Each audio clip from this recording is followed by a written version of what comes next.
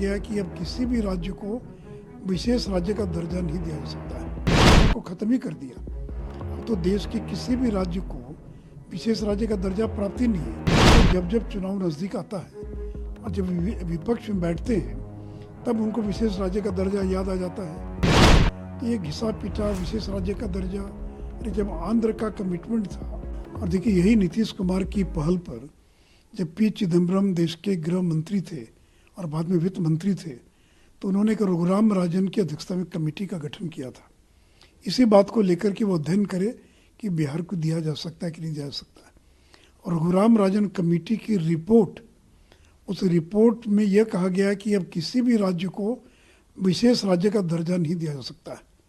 और स्वयं 14th finance commission जो है उसने इस अवधारणा को ख़त्म ही कर दिया। अब तो देश के किसी भी राज्य को विशेष राज्य का दर्जा प्राप्त ही नहीं है, न किसी राज्य को दिया गया पिछले 10 वर्षों के अंदर। तो नीतीश जी को जब जब चुनाव नज़दीक आता है और जब विपक्ष में बैठते हैं तब उनको विशेष राज्य का दर्जा याद आ जाता है। अरे भाई, नरेंद्र मोदी की सरकार ने तो बिहार को विशेष राज्य के दर्जे से जितना मिलता उसे कई गुना ज़्यादा बिहार स्पेशल पैकेज के माध्यम से बिहार को दे दिया। आज अगर बिहार की सड़कों पर 1 लाख करोड़ रुपया 4 लेन 6 लेन पर खर्च हो रहा है, तो ये पूरा पैसा कौन दे रहा है? केंद्र की सरकार दे रही है। तो ये घिसा पिटा विशेष राज्य का दर्जा, अरे जब आंध्र का कमिटमेंट था पार्लियामेंट के अंदर, तो आंध्र को तो आज तक विशेष राज्य का दर्जा मिला ही नहीं। तो आपको सहायता की आवश्यकता है और नरेंद्र मोदी जी तो कई गुना ज़्यादा सहायता बिहार को दी है। तो इसलिए आंदोलन करते रहें, उससे कोई फर्क नहीं पड़ने वाला है। अब देश के किसी भी राज्य को विशेष राज्य का दर्जा नहीं मिल सकता है। और ये जो कंसेप्ट था उसी को रघुराम राजन कमेटी और 14th फाइनेंस कमीशन ने ख़त्म कर दिया है। दूसरी तरफ छत्तीसगढ़ के मुख्यमंत्री का कहना है कि हमारा टारगेट तो 75 से ज़्यादा सीटें जीतने का है, वो दावे के साथ वो कह रहे हैं। देखिए, दावा करने में क्या लगता है, 5 साल उनकी सरकार थी, लोगों में घोर निराशा है सरकार के क्रियाकलापों को देखकर। और जो वायदा किया था बघेल की सरकार ने, उसमें से अधिकांश वायदे पूरा नहीं कर पाए।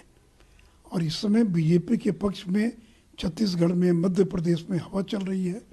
मैं तो 1 महीना अभी छिंदवाड़ा भी रह कर आया हूँ, जो नकुल नाथ और कमलनाथ का गृह जिला है। यहाँ तक कि कमलनाथ को अपनी छिंदवाड़ा की सीट बचाना भी मुश्किल हो गया है।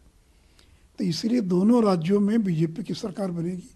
और जो मतदान का जो रुख की जो रिपोर्ट मिल रही है, तो मैं दावे के साथ कह सकता हूँ कि छत्तीसगढ़ में भी और मध्य प्रदेश में भी बीजेपी सरकार में आ रही है। तेलंगाना में 30 तारीख को वोटिंग नहीं किया है, 6 वो गारंटी दिया है और गारंटी में कई बड़ी बड़ी लोक लुभावन घोषणाएं की गई है। देखिए, लोग कांग्रेस की गारंटी पर भरोसा नहीं करते, क्योंकि कांग्रेस ने तो राजस्थान में भी गारंटी दी थी, छत्तीसगढ़ में भी गारंटी दी थी। अब लोग पूछ रहे हैं उस गारंटी का क्या हुआ, लोन माफ़ी का क्या हुआ।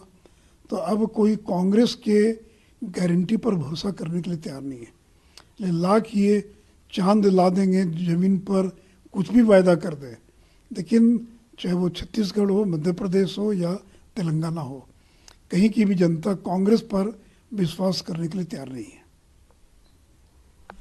हमसे जुड़े रहने के लिए हमारे YouTube चैनल को सब्सक्राइब करें और नई वीडियो की नोटिफिकेशन के लिए बेल आइकॉन को दबाएं।